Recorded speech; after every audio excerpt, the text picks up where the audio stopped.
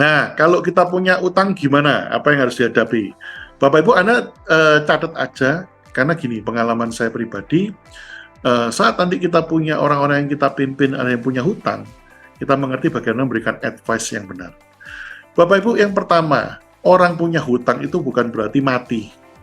Orang punya hutang itu artinya dia punya kewajiban yang perlu diselesaikan. Tapi Bapak Ibu, kita masih tetap butuh makan, kita masih tetap butuh anak kita sekolah, dan lain-lain. Hanya yang pertama, kita mulai lakukan prioritas tindakan. Jadi Bapak Ibu, nanti saat Anda punya rekan-rekan kerja Anda yang terjebak di dalam hutang, stres, tindakan yang pertama adalah berikan penghiburan dulu. Penghiburan apa? Kuatkan dia. Orang utang bukan berarti mati, orang utang bukan berarti gagal, orang hutang masih bisa bangkit kembali. Jadi yang nomor satu, stres itu gara-gara apa Bapak Ibu? Gara-gara dikejar-kejar debt collector. Ya, kemarin saya punya teman satu, pinjem di pinjol Bapak Ibu ya, akhirnya apa? Wah, itu daftar kontaknya diteleponin semua, diteror. Ya, dikata-katain macam-macam pakai atas nama orang yang pinjam utang tadi. Akhirnya dia stres pingin bunuh diri. Nah Bapak Ibu, yang pertama adalah kita harus berbesar hati, keluarga juga paham, kondisi kita lagi tidak baik, kita hadapi bersama kesulitan tersebut. Dan kalau itu rekan kerja Anda, berikan dia kekuatan. Ajak berdoa bersama. Ajak dia melihat, itu masa depanmu masih ada, bukan berarti kamu hancur. Nah, yang pertama ya. Yang kedua, ini teknisnya. Buat daftar utang, diurut. Yang bunganya paling gede diselesaikan dulu. Nah, Bapak Ibu, saya nggak tahu kalau pinjol itu cara menghadapinya bagaimana. Tapi kalau Anda utangnya ke bank, yang pertama, jangan bernegosiasi sama debt collector.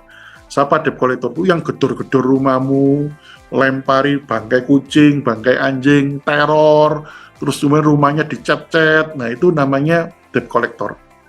Kalau Anda mengalami teror, telepon polisi, debt collector akan berhadapan dengan polisi.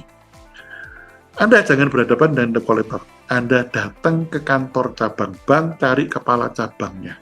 Minimal kepala bagian hutang. Negosiasi, Anda bilang, aku lagi susah, aku minta waktu, minta kebijakan. Supaya apa? Bunganya dihentikan, saya punya itikat baik, saya akan cicil sejumlah sekian setiap bulan, bisnisku membaik, aku percepat naikkan lagi, supaya lunas. Itu langkahnya Bapak Ibu. Ya, sebab kalau Anda tak negosiasi sama pihak ketiga atau debt collector itu, uangnya dibawa debt collector, tidak disetorkan ke bank. Nah, Anda yang rugi. Ya, tuh nanti konsultasi dengan upline Anda. Terus berikutnya buat daftar aset mana yang bisa dipakai untuk menutup hutang Anda. Kalau perlu dijual, harus dijual.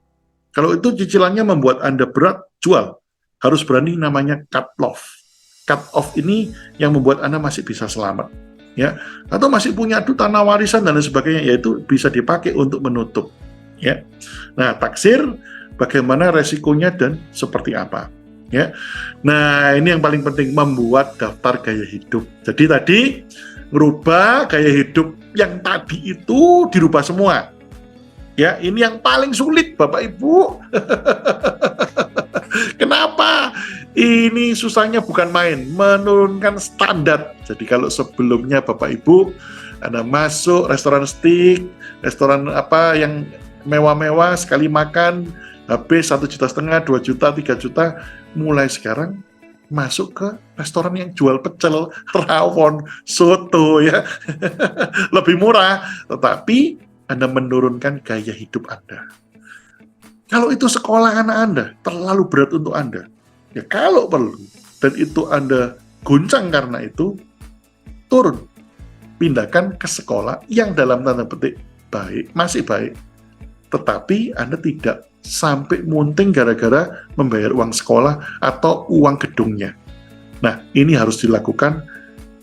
Berdoa, bekerja keras, 1-2 tahun kembali, pindahkan sekolah anak Anda ke tempat yang lebih baik. Nah, itu tipsnya Bapak Ibu ya. Jadi berani untuk mengubah gaya hidup. Berikutnya, jangan takut untuk menurunkan gaya hidup bersama dengan pasangan. Ya, saya tahu Bapak Ibu kalau sudah naik hidupnya enak, beda sebelumnya naik pesawat, nggak usah mikir lah, yang penting berapa hajar aja.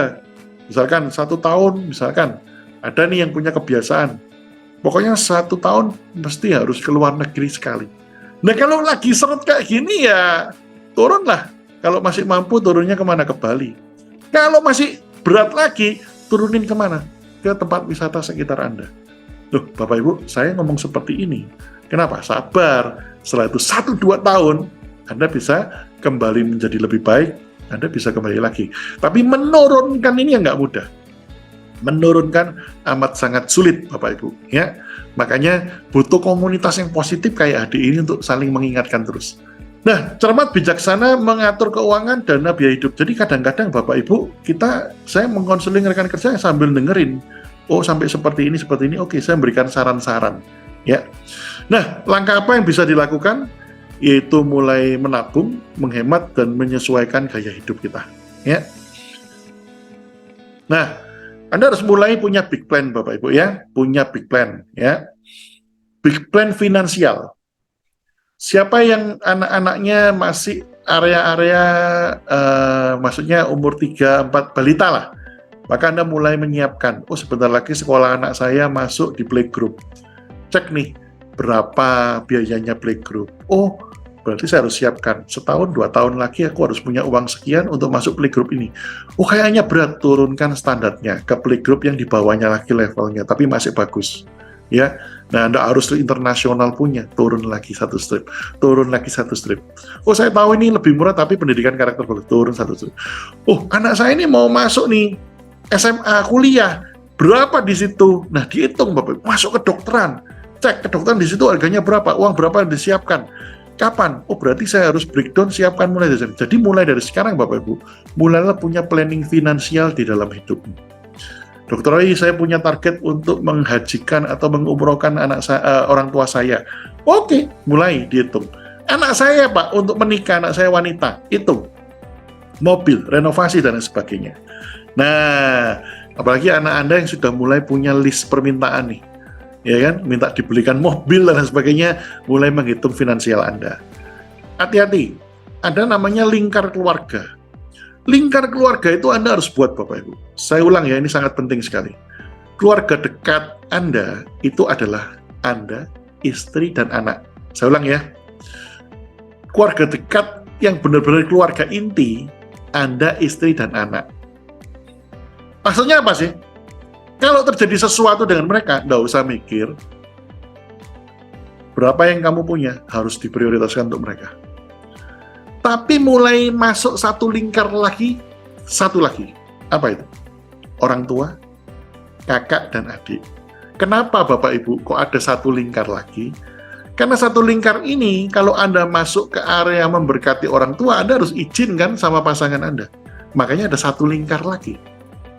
Oleh karena itu, buat rekan-rekan di sini, penting sekali untuk kita punya dana berjaga-jaga in case something happen untuk diri Anda ataupun orang satu lingkar lagi. Makanya itu Bapak Ibu, ini catat ya, ini yang paling penting ya, catat Bapak Ibu ya. Nomor 1, saya merekomendasikan untuk Anda, Bapak Ibu, punya dana 6 bulan berjaga-jaga. Catat ya, penting sekali. 6 bulan berjaga-jaga itu apa? Kalau ada apa-apa, ini nggak minta ya Bapak Ibu. Sekali lagi ini nggak minta. Ini zaman resesi, zaman serba sulit, ya. Misalkan nih, something happen, pekerjaan suami dikeluarkan nih dari tempat kerja. Nggak minta sekali lagi ya. Anda harus punya uang 6 bulan yang kalau nggak kerja masih bisa hidup satu keluarga dengan kondisi basic need. Contoh. Ya kalau sekarang mungkin karena masih jalan-jalan keluar kota, masih makan di restoran enak, Anda basic need-nya keluarga mungkin masuk di angka 20-30 juta. Tapi sebenarnya ditekan-tekan 15 juta cukup. Benar-benar ditekan. Maka 15 juta itu kalikan 6. Nah, 90 juta harus ada di rekeningmu. Nggak boleh di OT-OT, angka 90 sampai 100 juta, taruh kunci. Dokter ini saya masukkan deposito boleh? Boleh. Tapi dengan catatan depositonya boleh di-break sewaktu-waktu. Tapi kan kena penalti, nggak apa-apa. Penalti kan cuma motong bunganya aja. Tapi uangnya kan nggak apa-apa. Masukkan deposito. Jangan diotek-otek. Kenapa? Kita nggak minta. Ada apa-apa, selamat. Koroi kalau ini mulai masuk lingkar berikutnya. Lingkar berikut tadi siapa? Orang tua, kakak, adik. Anda harus izin pasangan. Sekali lagi itu urusan rumah tangga Anda, bukan saya. Tetapi lingkar itu kalau Anda mau siapkan, maka harus nambah basic need-nya, nggak boleh yang 90. Ya, kalikan 2 atau kalikan 3. Di deposito mau nganggur. Tergantung kebijakan keluarga masing-masing. Sampai sini jelas ya? Nah, yang kedua, mulai ini. Karena kalau misalkan ya, dari suami saya ada penghasilan nih, sudah cukup. Tapi saya mau HD ini mengcover bahkan memenuhi pendapatan saya. Bahkan saya ingin punya aset, bahkan saya ingin mulai menyusun kekayaan saya. Apa yang harus saya lakukan? Nah, ini tadi 6 bulan berjaga-jaga sudah. Yang kedua, Anda sudah mulai harus menyiapkan untuk aset-aset di dalam bentuk yang berbeda. Nah, menurut ahli investasi, jangan menaruh semua kekayaan kita atau telur kita di satu keranjang yang sama. Jadi harus dipisah. Bahkan mohon maaf ya Bapak Ibu, ini mohon maaf sebelumnya dengan tidak mengurangi rasa hormat saya. Buat di sini para kaum wanita, para istri, tidak ada salahnya Anda mempunyai tabungan di luar tabungan keluarga yang kadang tidak harus pasangan kita tahu, tetapi untuk berjaga-jaga. Ini bukan bermaksud negatif ya, bukan. Untuk apa? Kita nggak pernah tahu. Bisa ada satu kondisi, misalkan pasangan kita ini kilaf. Ini ada kejadian kemarin, kalah judi, habis semuanya. Untung istrinya siapkan dana cadangan itu, masih ke cover. Nah, jadi itu gunanya untuk cadangan. Cadangannya berapa, Dr. Roy? Tergantung. Sekali lagi, patokan yang paling gampang adalah basic need kalikan 6 bulan. Ya, bikin cadangan kedua boleh nggak? Boleh, nggak ada masalah. Oke, next berikutnya. Kita harus mulai menyiapkan dalam bentuk yang berbeda. Tadi deposito kan sudah ada ya. Berarti Anda mulai nyiapin valuta asing. Valuta asing itu apa? US dollar, euro, yang kuat-kuat ya, Australia dollar ya. Nah, bagaimana caranya nyimpen, Dokter? Gampang. Anda punya 2 pilihan, tunai. Anda datang ke bank, beli tunai. Saya beli US dollar tunai. Ya, nanti simpen lembaran. Ya, disimpan di mana, Dokter Roy? Boleh ditaruh di bank, punya safe deposit, atau taruh di rumah, kalau Anda punya safe deposit. Kalau nggak ada, gimana? Kalau nggak ada, Anda boleh buka tabungan US dollar di bank. Ada beberapa bank yang membuka tabungan itu. Ya, saya nggak diiklan. BCA ada, NISP ada, hampir semua bank lah. Punya Niaga, punya ya, semua ada. Cari yang mana yang paling cocok sama Anda, yang paling gampang di kota Anda. Ya. Apa keuntungannya? Kalau digital, maksudnya itu uangnya di bank, bukan bentuk fisik uang tunai. Kalau uang tunai itu kayak US dollar itu ada umurnya. Jadi saya pernah nyimpen begitu 10 tahun, nilainya US-nya ini turun. Pak, ini cetakan lama.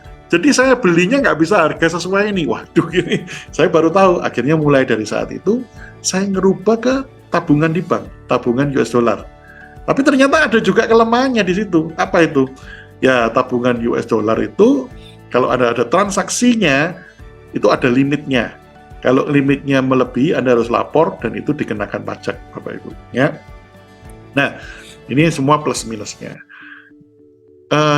Yang mana yang direkomendasi, Dr. Roy? Nah, sementara saya tidak berani merekomendasi, tapi yang biasanya orang-orang aman adalah US dollar, euro, Australia dollar, ya. Yang lain-lain itu ya boleh tergantung sikon lah ya. Saya nggak bahas hari ini. Next berikutnya, itu sudah ada, Dr. Roy. Yang paling penting berikutnya adalah emas. Anda harus punya emas, Bapak Ibu. Emas itu safe haven. Enak, 1M itu cuma segini loh Bapak Ibu, kecil tipis segini, 1M.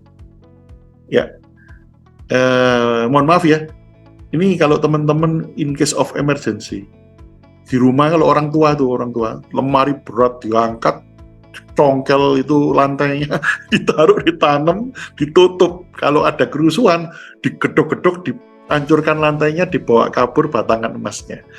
Kenapa? Saya ngalamin Bapak Ibu 9798, orang tua saya punya uang di bank, uangnya nggak boleh ditarik. Ditarik nggak bisa. Karena sama banknya dibatasi cuma boleh narik sekian. Itu kejadian 9798. Makanya yang di Amerika sekarang terjadi bank kolaps gara-gara apa? Dengar isu nggak baik, orang itu begitu bawa HP, langsung narik duit, kolaps semuanya banknya. Karena uangnya keluar dengan cepat. Nah, tadi emas ya, boleh. Baru derivat-derivat yang lain dalam investasi, ya. Apakah itu properti, rumah, tanah? Kenapa? Bisa disewa-sewakan menghasilkan pendapatan lagi. Bisa dalam bentuk yang lain. Apa itu? Dalam bentuk, misalkan seperti saham. Ada beberapa saham, Bapak Ibu, kalau Anda buka ya, saya nggak bahas hari ini ya, detailnya nanti kesempatan lain aja. Itu kalau saya hari ini rekomendasikan buat teman-teman di sini ya, itu yang yang nabung saham yaitu yang blue chip, yaitu 3 yang saya rekomendasikan: BRI, Mandiri, dan BNI. Nah, itu biasanya yang aman. Atau kalau Anda nggak bisa ini ya, Anda beli reksadana. Ya, reksadana itu paling gampang. Reksadanya hari ini sekarang berapa, besok jadi berapa. Ya, tapi reksadana juga ada macam-macam. Ditaruh di pasar modal atau ditaruh di berapa persen obligasi, berapa persen. Jadi nanti tanya sama yang paham sebelum melangkah. Ya, hari ini saya nggak membahas itu karena saya bukan mau ngajarin Anda untuk melipat gandakan uang, belum. Ya, sekarang ini yang saya ajak Anda itu adalah pengelolaannya dulu. Nanti kalau Anda sudah punya bonus, pendapatan, uang yang sudah lebih-lebih, lebihnya bagaimana sih? Misalkan, kan tadi saya sudah pernah jelaskan ya, kurva pendapatan kita ini akan naik terus. Misalkan, bonus CAD sebelumnya 5 juta, sekarang jadi 10, 20, 30, 40, 50, terus naik. Sementara kebutuhan kita itu kalau nggak aneh-aneh Bapak Ibu, itu gini loh. 20 juta misalnya, 30 juta ya sudah mentok. Mau naik-naik saya berapa sih? Kecuali, anakku tak kuliahkan ke luar negeri, aku kasih, nah itu baru naik. Tapi naik pun akan ada fase melandai lagi. Nah, yang kelebihan-kelebihan itu nanti diputar di pelipat gandaan aset. Nah, itu yang baik. Kenapa bayar mahal ya? Jadi Bapak Ibu, cerdas finansial itu adalah membuat anak cucu aset kita itu menghasilkan uang lagi untuk kita. Nah, daripada uangnya dipakai untuk membesarkan perut kita, beli makanan enak-enak, atau jualan jalan ke luar negeri terus, tapi lebih bagus melipat gandakan. Ya. Nah, sebagai contoh, Bapak Ibu, saya bersyukur ya, diberkati Tuhan. Kalau untuk sekedar beli mobil Mercy, BMW apa itu saya mampu. Kenapa sih? Sekarang saya nggak numpuk di rumah BMW, Mercy, Porsche, dan sebagainya. Karena melipat gandakan aset lebih menyenangkan daripada kita mengeluarkan investasi yang membuat aset turun. Kalau nggak percaya gini Bapak Ibu, kalau Anda beli mobil, boleh deh cek ya, di googling aja. Mercy itu beli hari ini C240, itu harganya sekitar 1,5 M lah. Pakai setahun, jual lagi, tinggal 1 M. Pakai lagi 5 tahun kemudian, jual, tinggal 700 juta. Pakai lagi 10 tahun, tinggal 300 juta. Nah, itu aset yang menurun. Kita pakai. Tapi harga emas, Anda boleh cek, Anda beli 10 tahun yang lalu, hari dijual, mungkin sudah meningkat kurang lebih sekian puluh persen. Nah, cerdas finansial itu adalah menaruh uang-uang kita tadi dan asetnya melipat ganda. Nah, Bapak Ibu, bagi nanti Anda, rekan-rekan di sini, yang sudah mulai longgar. Longgar itu gimana sih? Sebulan kalau sekedar ngumpulkan 20, 30, 50 juta, 100 juta, itu Anda boleh konsultasi dan kita nanti akan bantu arahkan kemana. Tetapi, ngomong sekarang aja dipakai untuk ngepres atau malah kurang, atau malah berhutang, nah berarti kita harus mulai kembali menata untuk manajemen finansial di dalam keluarga dan kehidupan kita. Ya, ini salah satu teknik untuk menurunkan gaya hidup. Kalau sebelumnya kita makan, ini contoh ya, makan siang sekali makan 50.000. Kalau tiap hari kita makan, kita nggak sadar. 50.000 kali dia 25, 750.000. Ya. Nah, tapi kalau kita makan siang, makan malam, makan di luar terus, oh ini sudah nggak kerasa loh 1,5 juta. Ya kan? Nah, ini yang seru ini, kopi. Siapa yang di sini nggak sadar, Dr. Roy, kan saya belinya bukan Starbucks. Kalau Starbucks kan 70.000. Saya belinya loh level kopi-kopi yang biasa 20.000. Kan cuma 20.000 kalau kali 25 Bapak Ibu, 25 hari ya, 500.000, lumayan loh. Jadi apalagi kalau Anda belinya Starbucks 70.000 kali 25, wah itu 1,5 juta hanya untuk kopi saja. Jadi ternyata Bapak Ibu kalau kita itu bisa mengendalikan diri, menghemat makan, lihat ini, makan siang, makan malam, kopi aja, total 2 juta sebulan, setahun 24 juta. Tuh harusnya kalau Anda menahan diri, 10 tahun sudah 1/4 miliar tuh Bapak Ibu. Wow, keren, keren. Nah, makanya itu kita belajar supaya kita paham. Lanjut lagi next. Nah, kita punya mobil Bapak Ibu. Pertanyaan adalah, car for work or work for car. Maksudnya apa sih? Mobil itu dipakai untuk kerja, atau Anda itu kerja keras untuk bayar mobil. Bapak Ibu sekali lagi, punya mobil mewah itu oke. Menarik, menarik. Kalau Anda mampu, is oke. Tapi pertanyaannya adalah, Anda kerja untuk mobil atau mobil kerja untuk Anda? Maksudnya apa sih? Kalau Anda dengan beli mobil mewah, akhirnya membuat omset Anda naik, orang-orang yang didatangi menjadi lebih gampang closing, it's okay. Tapi kalau gara-gara mobil itu akhirnya menggerus aset Anda, bayangin loh Bapak Ibu, pajaknya besar, dan renovasinya juga, kerusakan-kerusakan juga cukup besar. Saya masih ingat ya, saya pernah bawa C240, 5 tahun pakai, AC-nya kena, Bapak Ibu. AC-nya kena itu zaman tahun itu, untuk renov aja udah 35 juta. Padahal 35 juta itu ya kalau zaman sekarang kalikan 3-4 lah. Ya, untuk AC saja. Spionnya kena 15 juta. Ya kalikan 4 lah sekarang, 60 juta. Ya, seperti itu. Ya, itu untuk pemeliharaan mobil. Ya. Oke, next lagi. Jadi Bapak Ibu hati-hati dengan kebocoran halus. Bocoran halus ini adalah ketidakbijaksanaan pengelolaan keuangan. Ingat ya Bapak Ibu, Anda harus irit terhadap pengeluaran yang nggak perlu. Tapi Anda harus royal terhadap investasi diri sendiri. Saya ulang sekali lagi. Iritlah terhadap pengeluaran yang nggak perlu. Contoh.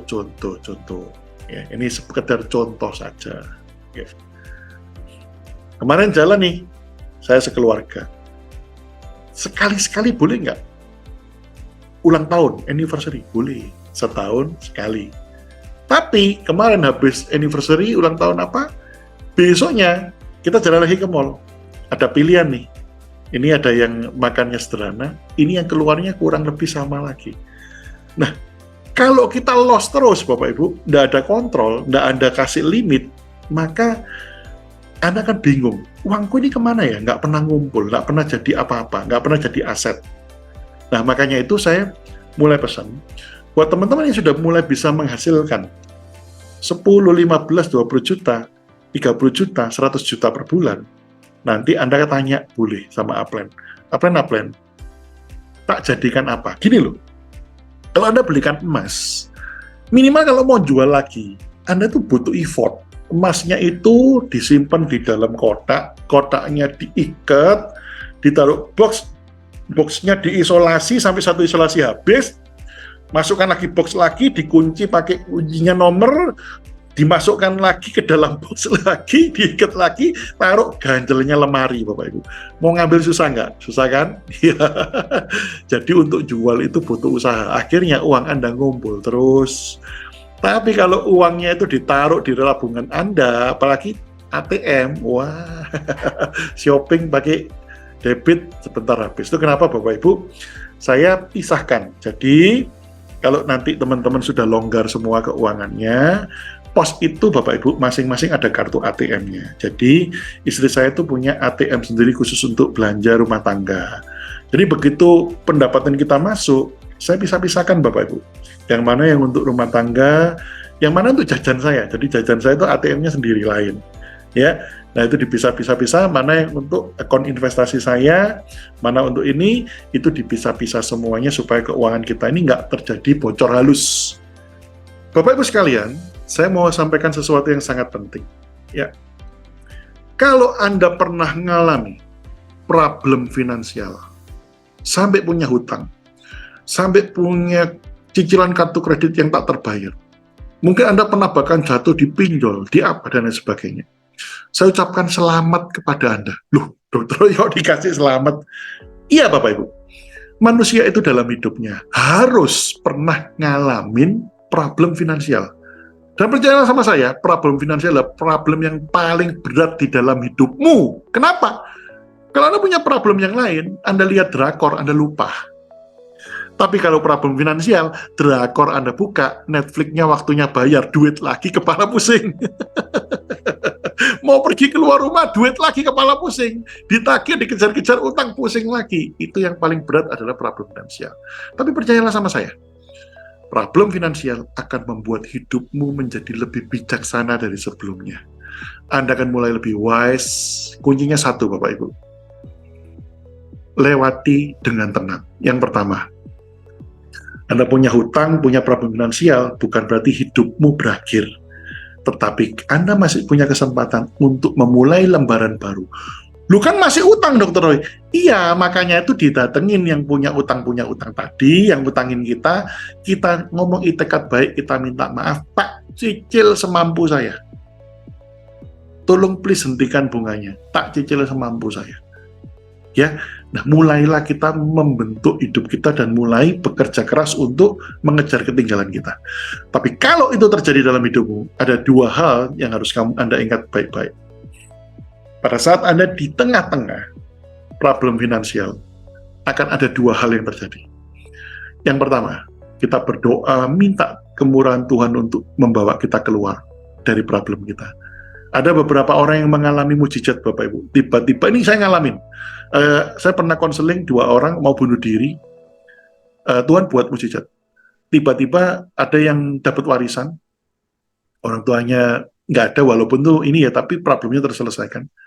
Yang kedua, dia dapat warisan dari pamannya. Ya. Tapi ada juga, Bapak Ibu, masa di mana kalau Anda kena problem finansial, nomor satu adalah tenang. Bukan berarti hidupmu berakhir, doa minta sama Tuhan. Yang kedua, akan ada masa Anda itu justru harus membuat charity. Gitu ya Pak ya. Nah, tahu bagaimana? Tiba-tiba Anda tuh, ini kemarin kejadian. Ada satu rekan saya, Dokter Roy, saya ini lagi stres gini. Tiba-tiba ada yang datang, minta sumbangan karena atap gerejanya rubuh. Terus saya lihat sama dia, terus apa yang kamu lakukan? Saya ini ngomel, saya ini lagi butuh uang, kok malah ada orang minta uang sama saya. Oke, terus kamu bagaimana sikap? Nah, ini Bapak Ibu sangat menarik sekali. Bagaimana Tuhan bisa memberkati kita kalau kita diminta untuk memberkati saja susah. Maka langkah saya cuma ngomong, oke, jangan paksakan sekarang, tapi kamu ikhlas berapa, kamu berkati. Ini kebetulan case-nya gereja ya. Kalau teman-teman ada yang masjid atau apa, nggak tahu. Kasih. Tapi jangan sampai gara-gara itu kamu sampai munting nggak karu-karuan. Nggak. Ikhlas kamu berapa sekarang sesuai kemampuan. Kasih. Sebab itulah cara Tuhan membawa keluar kamu dari problemmu. Yaitu apa? Anda diminta untuk menabur berkat supaya Tuhan bisa memberkati, mengembalikan dengan berkat yang beratus beribu kali ganda. Tiba-tiba dikirim downline yang juga punya problem kayak Anda. Anda maunya gini, aku aja pusing kok, aku sekarang ditemukan sama downline gue juga punya kondisi. Bapak Ibu, jangan terus kemudian Anda lari. Bantu dia, bukan bantu kasih uang, bukan. Bantu dia kasih motivasi, ajak jalan supaya dia dapat berkat dari HD. Ternyata itu cara Tuhan untuk memberkati Anda. Bukan berarti terus kita nyari-nyari siapa yang punya utang kayak saya ya gitu kan. No. Itu akan datang ke Anda sendiri. Atau cara yang lain. Jadi yang pertama Bapak Ibu, charity, beramal. Ya, kadang-kadang Anda jalan, ada orang minta-minta, agak maksa lagi. Jengkel ya kan gitu. Gak usah deh. Gitu. Orang lagi susah kok dia ini. Tidak, itu adalah masa di mana Tuhan ingin Anda membagi. Saat Anda memberkati, jalan berkatmu dibuka sama Tuhan. Jalan rezekimu dibuka. Nggak tahu gimana, saya nggak bisa ngomong, Bapak Ibu. Makanya ada masa-masa di mana, Bapak Ibu, contoh ya, kalau saya ulang tahun, nggak tahu bagaimana, mama saya itu, ya ini karena dulu mama saya itu kan kayak weton-weton gitu. Oh, wetonnya apa? Weton saya apa ini dicari, mama saya tahu. Mama saya tuh beli tuh sembako, beli apa? Itu di pasar kan, mama saya di pasar Pucang Anom tuh ya. Bagikan untuk orang-orang, maaf ya, yang tukang becak, yang minta-minta itu dibagi-bagi. Nah, dia ngomong, untuk memberkati hidup anakku. Wow, saya baru tahu terakhir ini, dan saya sangat bersyukur. Itu kenapa hidup saya diberkati Tuhan, karena mama saya melakukan charity untuk saya. Nah, bagaimana dengan Anda? Suatu saat kalau Anda punya problem, dan saat Anda diberi kesempatan untuk charity, just do it. Just do it. Siapa tahu Tuhan membuka jalan. Nah, yang kedua sekarang. Ya, ini yang kedua. Ini yang paling penting, Bapak Ibu. Kalau ini saya sudah ngomong tenang, kemudian yang kedua, Anda sudah mulai berkonsultasi mencari solusi. Jadi teknis tadi sudah dilakukan ya. Yang tadi didatengin bank dan pihak terkait, minta kita stop bunga dan lain sebagainya. Ini yang paling penting, Bapak Ibu. Mulailah lembaran baru. Fight! Bekerja lebih keras, sebab percayalah sama saya Bapak Ibu, roda itu berputar. Kadang kita ada di atas, ada yang kita ada di bawah. Pada saat Anda ada di bawah, fight dan bekerja keras, tanpa sadar tiba-tiba Anda sudah berada di atas. Kenapa? Masa susah itu ada expired-nya Bapak Ibu. Tuhan berjanji bahwa Tuhan tidak akan pernah memberikan pencobaan yang melebihi kekuatan kita. Artinya apa? Artinya hari ini kita bersyukur Tuhan mengirimkan kita keluarga besar. Di keluarga Propolis Team ini Anda punya upline, punya mentor, komunitas yang saling menguatkan, saling membangun semuanya untuk kita bangkit dan menjadi sukses. Dan Bapak Ibu, saya berdoa agar setiap dari Anda di sini, kita nggak pernah tahu, mungkin Anda dipakai Tuhan menjadi saluran berkat untuk membawa orang-orang melewati problem-problem kehidupan. Dan hari ini apa yang saya bagikan ke Anda itulah tips-tips. Saya berdoa agar Anda tidak mengalami ini. Tapi kalaupun Anda mengalami, minimal Anda tahu apa yang harus Anda lakukan.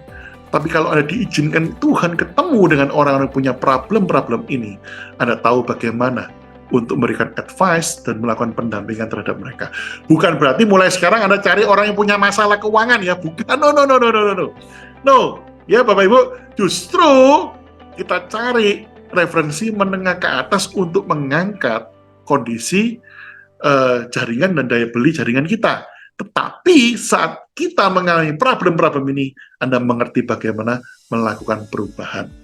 Ya, thank you. Ini mungkin sekilas mengenai apa yang saya bagikan hari ini, mengenai financial planner dan lain sebagainya. Bapak Ibu sekalian, ada satu tips yang terakhir sebelum kita berpisah semuanya ya. Ayo, sekarang Bapak Ibu, setelah Anda mengukur dan menghitung semua aset-aset, kebutuhan, need, dan lain sebagainya, mari kita buat target-target finansial di dalam hidup kita. Target finansial itu apa sih, Dr. Roy? Oke. Mari impian-impian yang kita yang tertunda, pencapaian-pencapaian kita yang harus kita kejar. Hitung, apa yang kita butuhkan untuk mencapai itu. Dan Bapak Ibu percayalah dengan saya, kalau Anda sudah berlari dengan kecepatan tinggi di bisnis ini, percaya sama saya, pencapaian-pencapaian tertentu itu begitu sulit. Contoh nih ya, contoh. 1M pertama dalam hidup saya itu begitu sulit. Tapi ternyata setelah masuk di 1M, ke 2M, 3M, 5M, 10M itu mudah. Demikian juga dengan kehidupan. Demikian juga dengan jaringan.